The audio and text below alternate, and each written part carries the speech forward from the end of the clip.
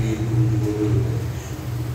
Quero sentar com Deus, pelo convite, essa irmã Cristina, muito obrigado, pela sua vida, pela sua família, ao lado, Pai, nossa irmã, glória a Deus, amigo, filho da nossa irmã, desde pequeno, não sou amigo dessa família, é uma honra retornar essa casa, que Deus continue abençoando o nosso pastor Aurélio, juntamente com a sua esposa, em nome de Jesus, o pastor presidente, você vai sentar em cima ao alto, isso, glória a Deus, eu deixo um bocadinho para orar a todos os coordenadores, a nossa secretária, que Deus continue me preservando e me concedendo graça em Cristo Jesus, tá bom? Obrigado pela presença do grupo, espero não poder fadigar os irmãos, eu tenho apenas 25 minutos, creio que Deus vai falar alguma coisa que precisa. Diga glória a Deus. Glória a Deus. Evangelho segundo escreveu Mateus, capítulo número 10, pela graça, sou pastor dirigente da Assembleia de Deus, na Lapa, congregação de Urucânia, acredito que o pastor me aconselhou, presidida pelo pastor presidente, pastor Charles de Oliveira Brito, juntamente com a missionária Márcia Brito. Receba todos um abraço dos meus pastores, em nome de Jesus. Minha esposa, missionária Beatriz, não pôde me acompanhar, pois ela está no dia da beleza. Acredito que agora acabou o dia da beleza, juntamente com casada em nossa igreja. O nome do Senhor foi glorificado, desde cedo, o Senhor tem sido honrado, glorificado naquela casa. Recebo um abraço da minha esposa, da minha família, dos amados irmãos, em nome de Jesus. Evangelho segundo escreveu Mateus, capítulo número 10, versículo de número 5. Está escrito assim: Jesus enviou estes 12 e lhe ordenou, dizendo: não ireis pelo caminho das gentes, nem entrareis em cidades samaritanas, mas ide ante as ovelhas perdidas da casa de Israel. E indo pregar, dizendo: é chegado o reino de Deus. E você toma o seu assento, glorificando o nome de Jesus.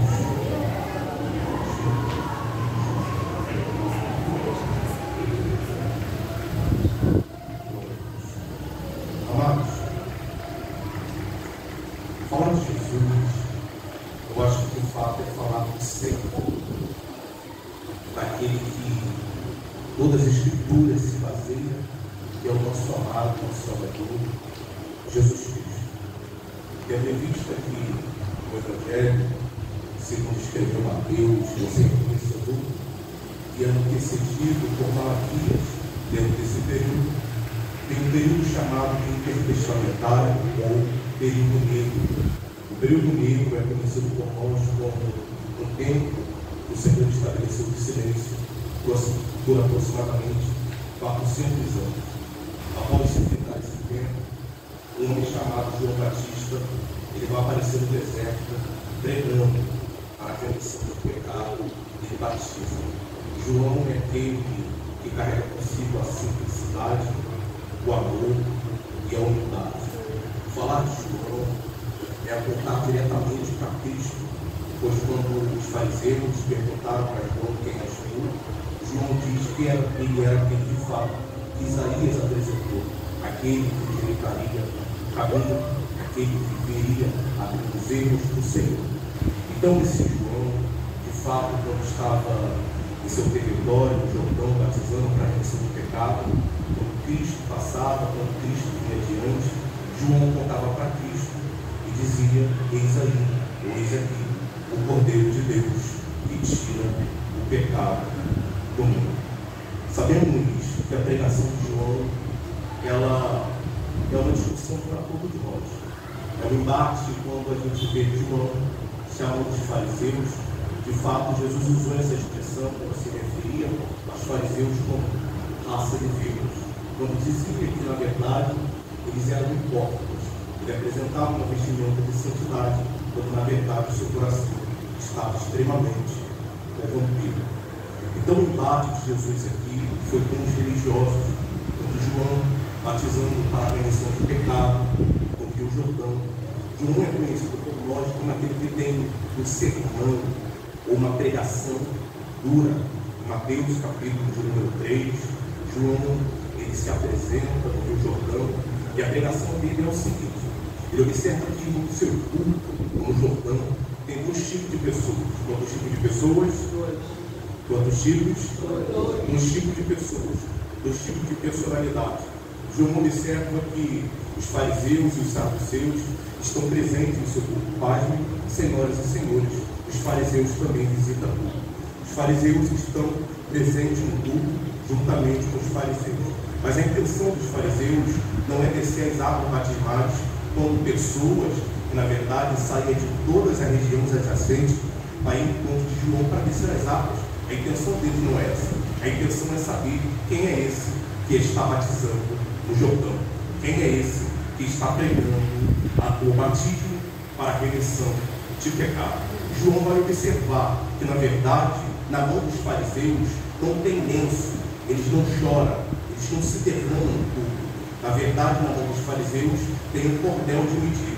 Eles só vão para medir o que está acontecendo dentro do ambiente. João vai olhar para eles e vai dizer: raça de víbora, quem vos ensinou a fugir da ira futura? Vamos fazer o seguinte: produzir, pois, frutos dignos de arrependimento.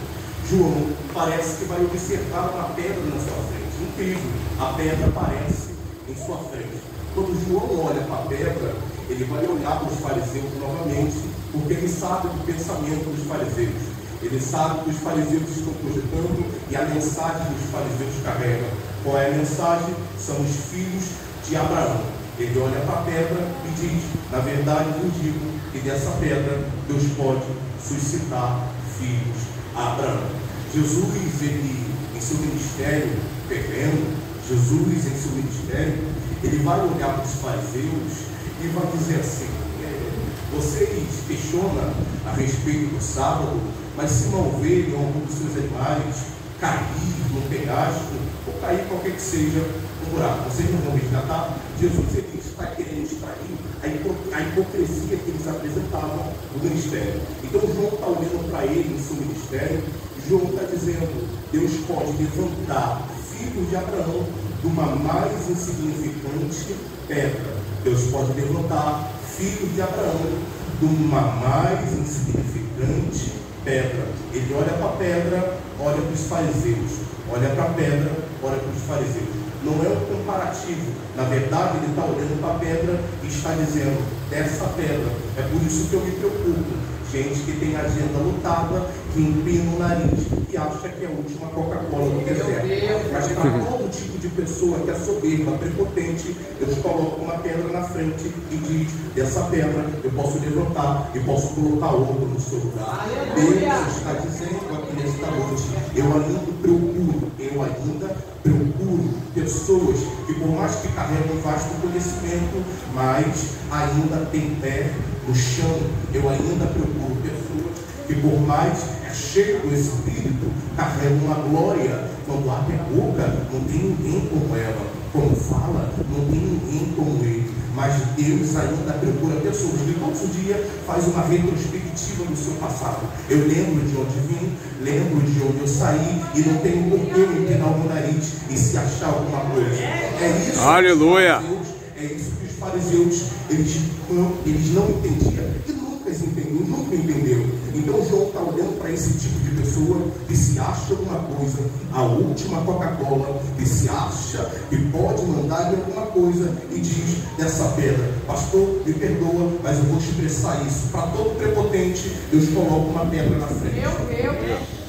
Eu vou repetir: para todo soberbo, Deus coloca uma pedra na frente. Por quê? Porque Deus coloca dizendo: desta pedra eu posso fazer coisas grandes que você nunca fez, e a glória será minha. Então, João está olhando para a pedra e está dizendo: dessa pedra Deus pode suscitar filhos a Abraão. Vamos fazer o seguinte: agora. Eis que o machado está posto à raiz das árvores. A árvore que não produzir bom fruto será cortada e será lançada no fogo. Alguém pergunta: quem é João? Quem é você, rapaz? O que você está fazendo no Jordão? Com que autoridade você batiza? Você é profeta para batizar? Quem é você? Eu sou aquele da profecia de Isaías. Você é o Messias? Não, eu sou o Messias, não. Eu não sou nem digno de desatar as sandálias do pé do Messias. Eu vim com uma palavra de Deus para quem ainda tem pé no chão e sabe de onde saiu. Se prepara, pois aquilo que é teu em Cristo Jesus chega, mas para o prepotente ou para o soberbo Deus abate, mas para o humilde Deus costuma. Glória a Deus. Eu acho que é um congresso de missões. Eu acho que eu vou chegar no capítulo de número 10. Eu acho que eu estou num congresso reunidos de pessoas que são pentecostal. A Assembleia de Deus é pentecostal. A chama do Espírito Santo da Assembleia de Deus. Quando Daniel Berg, Davi, que chegou em Belém do Pará, eles acenderam a chama pentecostal. Eu acho que eu estou pregando para pessoas avivadas. E talvez tenha uma mãozinha para levantar. Pastor, essa palavra está falando comigo. Por quê? Porque esses dias eu me senti mais insignificante, eu me senti um miserável. Mas para esse que Deus olha e diz: eu vou te levantar. Mas para que está se sentindo alguma coisa, Deus olha e diz: cuidado, porque uma hora você pode bater de frente com uma pedra e naquele lugar eu coloco uma pedra.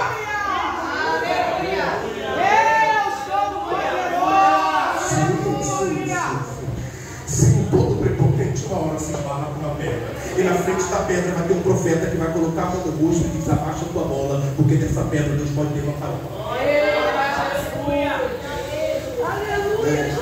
Então João está olhando para esse povo, João está olhando para essa raça de religiosos, para esses fariseus, e João diz: na verdade, vos batizo com água para arrependimento, mas aquele que vem após mim é mais poderoso do que eu, não sou digno de desatar a sandália dos seus pés. Ele vos batizará com o Espírito Santo e com fogo. E isso aqui é o teor da mensagem de João. Em sua mão tem uma pá, e limpará a sua eira. O que é eira? Alguém sabe o que é eira aqui? Quem sabe? Eira é um campo aberto. Normalmente a eira não fica embaixo, ela fica no alto, porque a eira serve para espalhar. Sim, a eira serve para espalhar ou para levar as pragas. Sim, a eira é para isso. E como se faz para espalhar a eira? Em sua mão tem uma pá, ele limpará a sua eira com a pá pedra. Ele põe um recipiente ou num lugar, uma espécie de peneira, ele joga no alto e o vento decide. Quem fica e quem? Jesus, aleluia! Tem horas que não devemos nos preocupar com a separação, com a divisão dentro de congregação. Tem horas que não. Pastor, tem horas que não dá para empenhar o braço, a força do braço, para querer meter a mão para separar algumas coisas. O vento leva. Quem é de verdade permanece na congregação. Mas quem está disfarçado e que não entrou pela porta das ovelhas e não passou por Cristo, ele vai ter que sair porque é ladrão e só tinha amor. Meu Deus, louvado seja o teu nome, Senhor. Isso. Então, tanto João, tanto Cristo, os profetas do Antigo Testamento, eles tiveram embate. E Cristo, em seu ministério, ele dá uma ordem para os seus discípulos, tanto em Lucas capítulo 10, que é para os 70, tanto em Mateus capítulo 10, que é para os 12. A ordem é a seguinte: estamos falando de missão. E qual é o terror da missão? É a mensagem. Então, caridade ou pegar alimento sem a mensagem é simplesmente caridade. O terror da missão, na verdade, é a mensagem. E qual tipo de mensagem que temos pregado nos últimos dias? Qual tipo de mensagem que temos proclamado nos últimos dias? O próprio Jesus Cristo, no versículo de número 7, no capítulo 10 do livro de Mateus, ele vai ordenar a mensagem. É ele que estipula, é ele que dá a mensagem, é ele que põe a mensagem na boca dos discípulos. E qual é a mensagem? É simples. Eu fico abismado e fico preocupado com os pregadores da minha geração, que são novos, jovens como eu, que têm feito, não, é só pregar o simples. E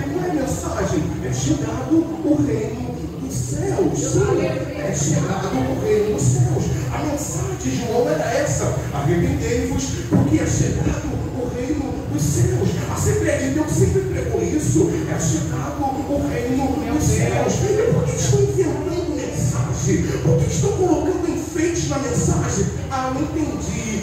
O que você entendeu, pregador? É simples, porque Jesus já falou que os discípulos já seriam rejeitados. Se os discípulos não fossem rejeitados, Jesus não falaria: quando vocês entrarem na casa e propagar o evangelho, ou em cidade, quando propagar o evangelho e a cidade ou a casa não receber as vossas palavras, vocês sairão, sacode até a poeira dos vossos pés, porque aquela cidade ou aquela casa não é digna. Maior rigor terá para aquela casa do que para Sodoma e Gomorra. Cristo já sabia, os discípulos iriam ser rejeitados. Cristo já sabia que a multidão iria rejeitar a mensagem da cruz. Cristo já sabia que casas, cidade, nações rejeitaria a mensagem da cruz. E qual é a instrução? A instrução não é para ficar. Se a casa fecha a porta para você, vai que Deus abre 10 portas. Se a nação fecha a porta para você, vai que Deus abre 10 portas de nações. Eu vi uma palavra essa noite. Não precisa botar NN na mensagem,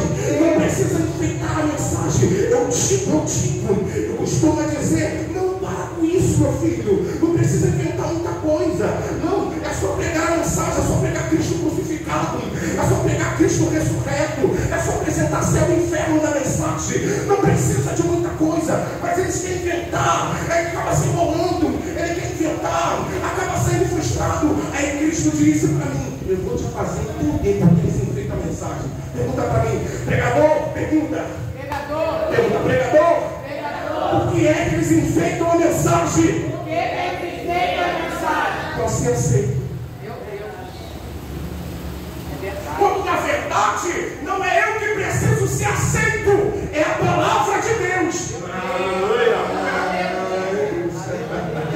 Já que eu quero ser aceito no ambiente, já que eu quero ser aceito na congregação, já que eu quero ser aceito na cidade, já que eu quero ser aceito na casa, já que eu quero ser aceito, o que eu faço? Se não aceitaram a mensagem na cruz, na primeira instância, eu mudo a mensagem, coloco a mensagem segundo o coração do Senhor, para ele receber a mensagem. Mas Cristo não nos deu autorização para mudar a mensagem. O que ele disse? Ele é visto em dizer: sai. Eu prefiro que você saia do que você mude a mensagem do Evangelho da cruz. Permanece na mensagem da simplicidade. Obrigado, Senhor. Aleluia. Deus Todo-Poderoso. Aleluia. Recebeu de Deus aqui. Você vai querer enfeitar o ministério por quê?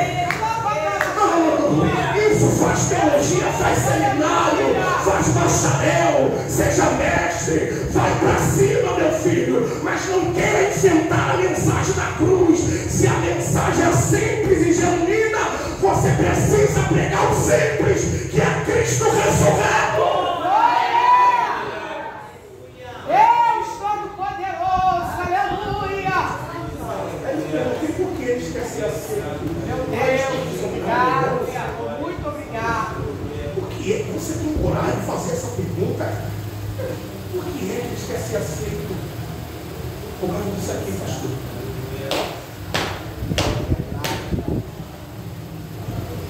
Amanhã tem escola bíblica. Se você é um leitor da revista da CPAD, você vai observar que amanhã fala do bom pastor. Ele Aleluia. faz uma comparação e alusão ao pastor e ao missionário, que não é pastor. Missionário ou ao missionário, que não é pastor, ele vê os lobos vindo. Quando ele observa que os lobos estão vindo, ele não vai e entra na frente da ovelhinha. Ele vai embora. Porque a intenção desse cenário é encher o bolso. Ezequiel capítulo 34 diz que o Senhor se levanta na boca de Ezequiel, diz assim: ai dos pastores, sim, ai dos pastores que estão pastoreando a si mesmo. Essa é a minha preocupação. Por quê, pastor? Porque eles tiram toda a lã da ovelha e não entra para frente para brigar com lobos devoradores e deixa as ovelhas espalhadas nos montes, nos outeiros. Mas eu tenho uma mensagem da cruz e eu vim na simplicidade do Evangelho para dizer para alguém que os mercenários vão cair, mas os pastores vão ser preservados pela graça de Jesus Cristo. Levante a sua mão, por gentileza.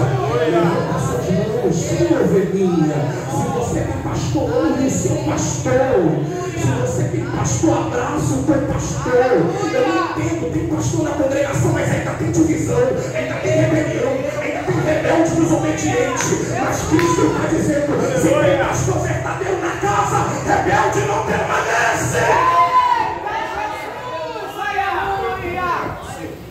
Sim. É difícil pegar essas coisas, parece até escândalo pegar uma coisa dessa, mas é a mensagem aqui da cruz. A revolta de Cristo é sobre isso. Cristo falou dos escândalos que sobreviriam sobre essa nação ou sobre esse templo. Cristo falou de muitas coisas. Os mercenários, eles querem aparecer, eles gostam de sentar no púlpito, eles gostam de like, eles gostam de curtida. Os mercenários, eles gostam de ser aplaudidos. Como você prega bem, como você fala bem. Ele tira a lã das ovelhas. E eu vim falar de missão, e isso tem a ver com missão. Mas eu vou entrar, eu quero falar do teor da mensagem essa noite. A mensagem ainda é arrependimento. Não precisa dar volta no mundo para pregar o Evangelho. A mensagem ainda é arrependimento. Mas eu vim com um alerta que eu termino. Eu vim com um alerta para a igreja de Gerdauzinho. Eu vim com um alerta e só para trazer a sua memória para essa igreja. Missão não se limita à Europa. Missão não se limita a continente africano. Missão não se limita à Índia. Missão não se limita a outros países e a outras nações.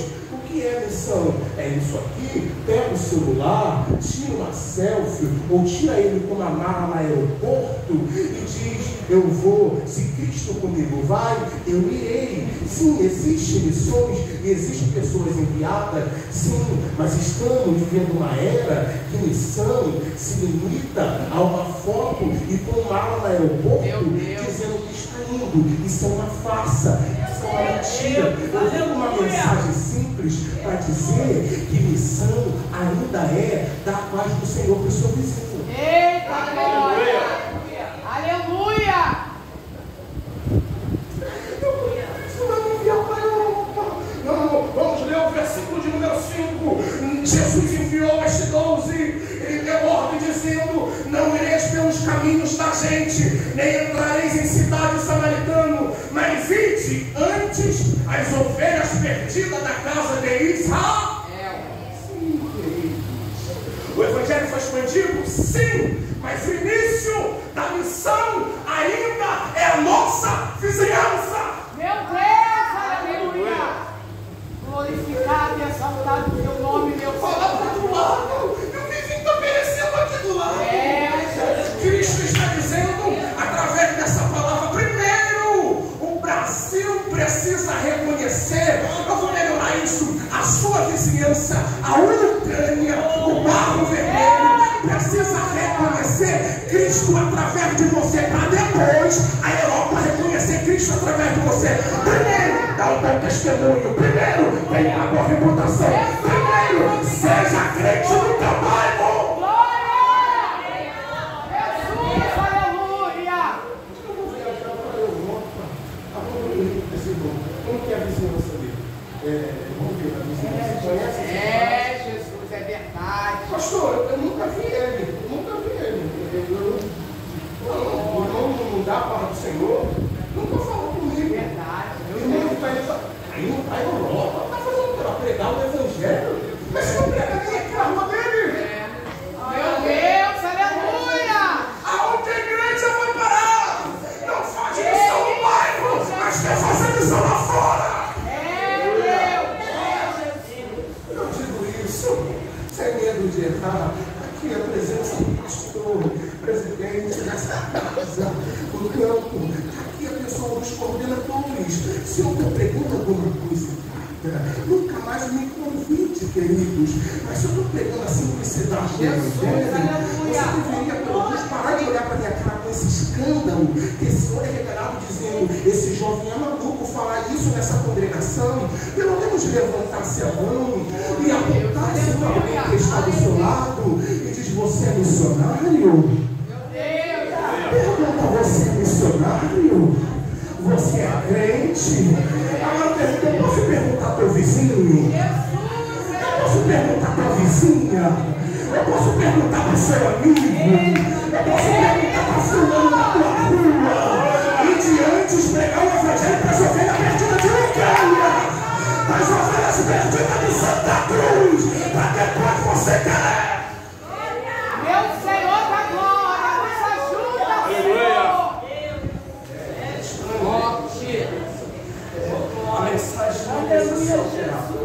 Obrigado, Jesus. O local de vizinhança, eu não estou repudiando e não estou condenando, até porque eu não tenho autoridade para isso, quem vai para a Europa.